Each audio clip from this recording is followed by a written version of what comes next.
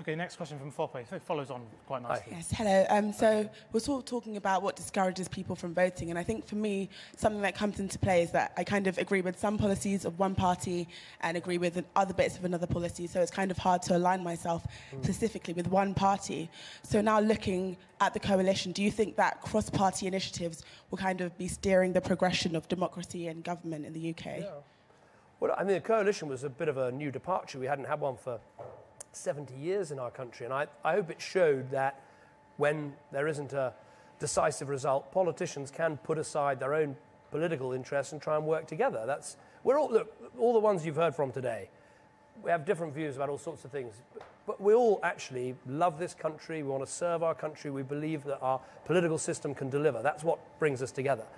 I think one of the things we ought to try and do is maybe more free votes, more occasions when Parliament isn't voting because people are whipped by their party to do so.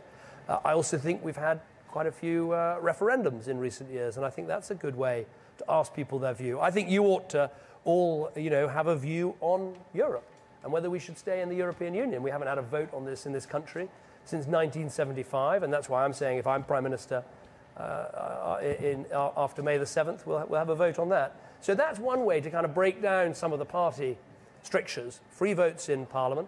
We've got one tomorrow on whether you should be able to transfer DNA in order to avoid some genetic diseases for children.